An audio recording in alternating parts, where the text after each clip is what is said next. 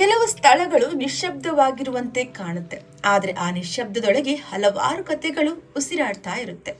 ಮರೆಮಾಚಿದ ರಹಸ್ಯಗಳು, ಮಾತನಾಡದ ಗೋಡೆಗಳು ಮತ್ತು ಕೇಳಿಸದ ಕಿರುಚಾಟಗಳು ಇರುತ್ತೆ.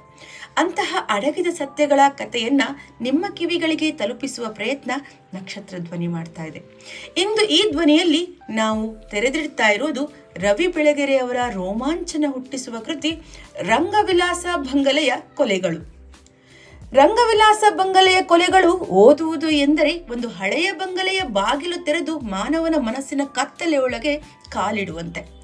ರವಿ ಬೆಳಗೆರೆ ಈ ಕೃತಿಯಲ್ಲಿ ಕೊಲೆಯನ್ನ ಕೇವಲ ಅಪರಾಧವಾಗಿ ಅಲ್ಲ, ಒಂದು ಮನೋವೈಜ್ಞಾನಿಕ ರಹಸ್ಯವಾಗಿ ಕಟ್ಟಿಕೊಡ್ತಾ ಹೋಗ್ತಾರೆ. ಪ್ರತಿಯೊಂದು ಪಾತ್ರವು ಸಂಶಯದ ನೆರಳಲ್ಲಿ ನಿಂತಿದ್ದು ಯಾರು ಸಂಪೂರ್ಣ ನಿರ್ದೋಷಿಗಳೆಂತ ಕಾಣ್ಬರೋಲ್ಲ.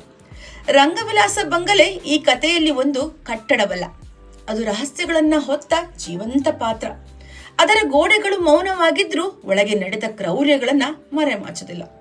ಕಥೆಯ ವೇಗ, ತನಿಖೆಯ ತಿರುವುಗಳು ಮತ್ತು ಅನಿರೀಕ್ಷಿತ ಬೆಳವಣಿಗೆಗಳು ಓದುಗರನ್ನ ನಿರಂತರ ಎಚ್ಚರದಲ್ಲೇ ಇಡುತ್ತೆ. ಪ್ರತಿ ಅಧ್ಯಾಯ ಮುಗಿದಾಗ ಇನ್ನೊಂದು ಪುಟ ಎಂದು ಕೈ ತಾನೇ ಮುಂದೆ ಸಾಗುತ್ತೆ. ಬೆಳಗೆರೆ ಅವರ ಭಾಷೆ ಸರಳವಾಗಿದ್ರೂ ಅದರೊಳಗೆ ಆಳವಾದ ಅರ್ಥ ಮತ್ತೆ ತೀಕ್ಷ್ಣತೆ ಇದೆ. ಮಾನವನ ಲಾಲಸೆ, ಭಯ, ಪ್ರತಿಕಾರ ಎಲ್ಲವೂ ಇಲ್ಲಿ ನಿಸ್ಸಂಕೋಚವಾಗಿ ಹೊರಹೊಮ್ಮತ್ತೆ. ರಂಗವಿಲಾಸ ಬಂಗಲೆಯ ಪ್ರತಿಯೊಂದು ಕೋಣೆ ಒಂದು ನೆನಪು, ಒಂದು ಪಾಪ, ಒಂದು ರಹಸ್ಯವನ್ನ ಹೃದಯದೊಳಗೆ ಮರೆ ಮಾಡಿಕೊಂಡಿದೆ. ಅಲ್ಲಿ ನಡೆದ ಕೊಲೆಗಳು ರಕ್ತದಲ್ಲಿ ಮಾತ್ರ ಅಲ್ಲ, ಮನಸ್ಸಿನ ಮೇಲೂ ಗುರುತನ್ನ ಬಿಟ್ಟು ಹೋಗುತ್ತೆ. ತನಿಖೆ ಮುಂದುವರೆದಂತೆ ಸತ್ಯವು ಸ್ಪಷ್ಟವಾಗೋದಕ್ಕಿಂತ ಇನ್ನಷ್ಟು ನಿಗೂಢವಾಗತ್ತೆ. ನಂಬಿಕೆಗಳು ಕುಸಿಯುತ್ತೆ, ಅನುಮಾನಗಳು ಗಟ್ಟಿಯಾಗತ್ತೆ. ಬೆಳಗೆರೆ ಅವರಲ್ಲಿ ಪ್ರಶ್ನೆ ಎಸೆದಿದ್ದಾರೆ, ಕೊಲೆಗಾರ ಯಾರು ಅಥವಾ ಪರಿಸ್ಥಿತಿಯೇ ಕೊಲೆಗಾರನ ಅಂತ. ಕಥೆಯ ಅಂತ್ಯ ಉತ್ತರ ಕೊಡುತ್ತೆ, ಆದರೆ ಸತ್ಯ ತಿಳಿದ ಮೇಲೂ ಮನಸ್ಸಿನಲ್ಲಿ ಉಳಿಯುವುದು ಒಂದು ಭಾರವಾದ ಮೌನ. ರಂಗವಿಲಾಸ ಬಂಗಲೆಯ ಕೊಲೆಗಳು ಅಪರಾಧ ಕಾದಂಬರಿ ಮಾತ್ರವಲ್ಲ, ಅದು ಮಾನವ ಸ್ವಭಾವದ ಕನ್ನಡಿ. ಅದರೊಳಗೆ ನೋಡಿದಾಗ ನಾವು ನಮ್ಮನ್ನೇ ಸ್ವಲ್ಪ ಭಯದಿಂದ ನೋಡ್ಕೊಳ್ತೀವಿ.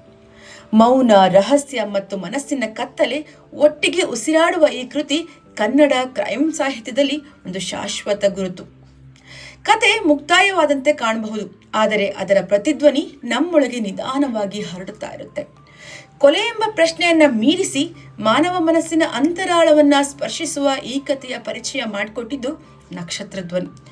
ಇಂತಹ ರಹಸ್ಯದಿಂದ ತುಂಬಿದ ಮೌನದೊಳಗೆ ಮಾತನಾಡುವ ಕಥೆಗಳಿಗಾಗಿ ನಕ್ಷತ್ರ ಧ್ವನಿ ಚಾನಲ್ ಜೊತೆ ನೀವು ಜೊತೆಯಾಗಿರಿ.